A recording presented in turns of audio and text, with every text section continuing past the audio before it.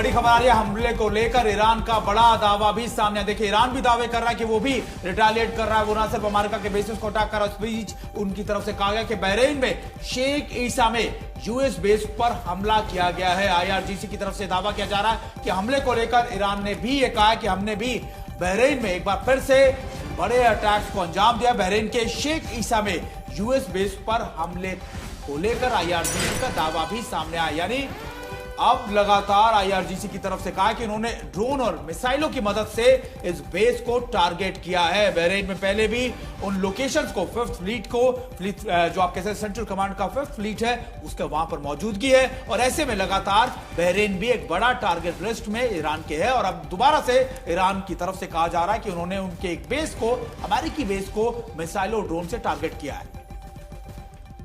तो बहरीन में शेख ईसा में यूएस बेस पर हमला, आईआरजीसी का यह दावा है। वहीं आप देख रहे हैं कि कैसे जो इराकी रेजिस्टेंस ग्रुप्स है वो इस वक्त इराक में अलग अलग जगहों पर कह रहे हैं विक्टोरिया बेस के अमेरिका को उन्होंने टारगेट कर दिया है।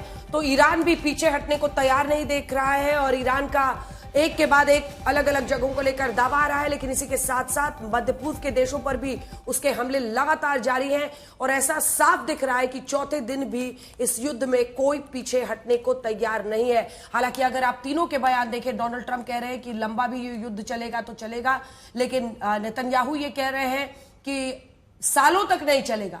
वहीं जेडी वैंस जो कि उपराष्ट्रपति हैं वो भी कह रहे हैं कि इसको लंबा नहीं खींचने देंगे, क्योंकि एक सेंटिमेंट इन देशों में भी बन रहा है प्रणय कि आप कब तक ये युद्ध कितना लंबा खींचेगा, और शायद उसको भी एड्रेस करने की कोशिश है।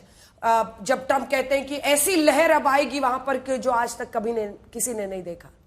बिल्कुल, ये लड़ाई कब होगी, कहां होगी, से अब सारी बहस इस पे आ गई कि ये लड़ाई कितने दिन चलेगी और अगर चलेगी तो आखिर होगा क्या, और इसमें बाकी देशों के ऊपर इसका कितना असर पड़ेगा। अब इसके आकलन किए जा रहे हैं। खत्म होगी तो कैसे खत्म होगी, इस पर सारी चर्चा केंद्रित हो गई है। अगर आप तस्वीर देखें तो इसके अंदर अब तक करीब करीब 70 घंटे होने जा रहे हैं इस लड़ाई को, और 70 घंटों के अंदर इसके अंदर 12 से ज्यादा देश शामिल हो चुके हैं। इवन यूरोप के जो देश हैं उनकी चिंताएं बढ़ चुकी हैं, जैसा कल भी आप जिक्र कर रही थी कि अगर यूरोप तक हिट होने लगा, क्योंकि अगर लंबी दूरी की मिसाइलें हैं, क्योंकि यूरोप के भी कुछ बेसेस हैं इंडो पैसिफिक के इलाके के अंदर, जैसे खासतौर पर फ्रांस का बेस है इस इलाके के अंदर, आरएएफ का जो साइप्रस का बेस है वहां पर भी वार हुआ है ड्रोन का।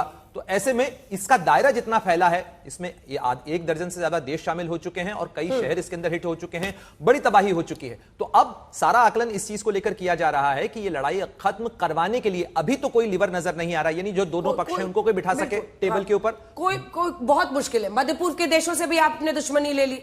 अब जिस ओमान के भरोसे आप पहले बातचीत कर भी रहे थे, आप वहां पर भी अटैक कर रहे हैं। वहां पर भी 2 ड्रोन से अटैक की खबर आई है। छोटे छोटे मध्य पूर्व के देश जहां पर आप अनेकों मिसाइल और ड्रोन्स दाग रहे हैं, कौन सामने आएगा, पहल करेगा? हालांकि इसकी जरूरत है, नीड ऑफ द आवर यही है। लेकिन ईरान लगातार अमेरिका और इजराइल के हमलों के बाद भी अपना जो ऑफेंसिव है उसको जारी रख रहा है। ये लिए चलता है आपको आशुतोष, हमारे सहयोगी न्यूज रूम से हमारे साथ जुड़ रहे हैं। आशुतोष, ईरान का जो मिसाइल पावर है, कैपेबिलिटी है, ड्रोन की जो उसकी पूरी फौज है, एक बार बताइए ईरान की ताकत क्या क्या? हमने वो ड्रोन का जो पूरा जखीरा था वो दिखाया था। मन में ये सवाल जरूर आ रहा होगा कि जिसको इजराइल और अमेरिका जैसे सुपर पावर एरियल डोमिनेशन के साथ मार रहे हैं, वो अभी तक पलटवार कैसे कर रहा है, कैसे रियाद में मिसाइलें गिर रही है, कैसे जो है कुवैत से लेकर के दुबई में मिसाइलें गिरे। उसकी एक बड़ी वजह है ईरान की वो ताकत जो छुपी हुई है, और अमेरिका यही चाहता था कि दुनिया के सामने आए। उसके पास ओमार क्रूज मिसाइल, आपको याद हो रियाद में क्रूज मिसाइल गिरी थी जिसकी रेंज 2500 किलोमीटर। अमेरिका कह रहा था कि ईरान को अनुमति नहीं दी जा सकती 2000 किलोमीटर की। अब ये देखिए कि रेडार को चकमा देने की क्षमता है, और यही एक बड़ी वजह है कि जहां जहां पर ये मिसाइलें गिरी, उसकी दूसरी सबसे बड़ी ताकत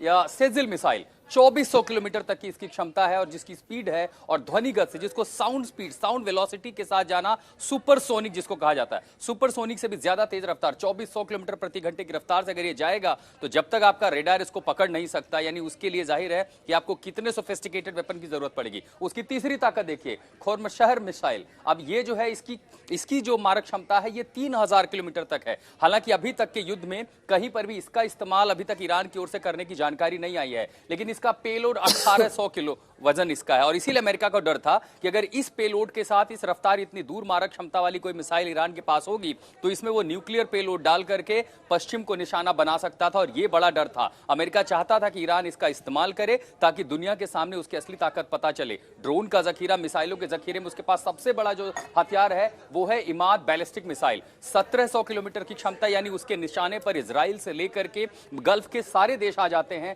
हवा में इसको कंट्रोल किया जा सकता है, यानी हवा में इसकी दिशा बदली जा सकती है। हमने ये भी देखा कि ईरान के पास मल्टीपल एक्सप्लोजिव जो डिवाइसेस हैं उस तरह की मिसाइलें भी हैं। आप ये देखिए, इस तरह का खतरा, इतनी तकनीक ईरान ने इवॉल्व कर ली थी, वो भी तब जब खतरा था। सबसे खतरनाक गदर मिसाइल, 2000 किलोमीटर की रेंज, जिसमें इजराइल भी जद में आता है और साइप्रस तक भी वो मिसाइलें पहुंच सकती हैं, जिसमें 750 किलो का जो पेलोड है, वजन, इतना गोला बारूद, इतना वजन ले जाकर के वहां पर एक्सप्लोड कर सकता है। हाजी कासिम मिसाइल 1400 किलोमीटर की रफ्तार जो पूरे गल्फ को निशाना बना सकती है, 500 किलो वजन ले जाकर के वो धमाका कर सकता है। ये मिसाइल अगर अमेरिका के किसी सैन्य बेस पर जाए, नेवल बेस पर जाए, एरियल एसेट पर जाए, कमांड कंट्रोल सेंटर पर जाए या रिहायशी इलाके में जाए, वहां धमाका होगा। रोकना लगभग ना के बराबर है, क्योंकि 500 किलोमीटर का पेलोड है, एक्सप्लोज करेगा, उसका जो इलाका होगा, रेडियस, वो काफी ज्यादा होगा। शाहेद, सबसे खतरनाक ड्रोन का इस्तेमाल, 136 शाहेद ड्रोन, जिसका हमने देखा कि ईरान ने वो हिजबुल्लाह को भी मुहैया कराए थे, हमास को भी मुहैया कराए थे। इराक सीरिया से होते हुए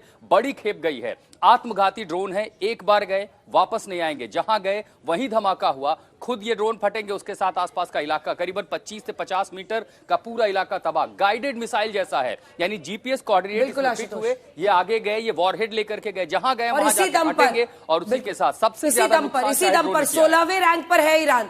खाने को नहीं है, मुश्किलें हैं बहुत, लेकिन खर्चा पूरा किया है।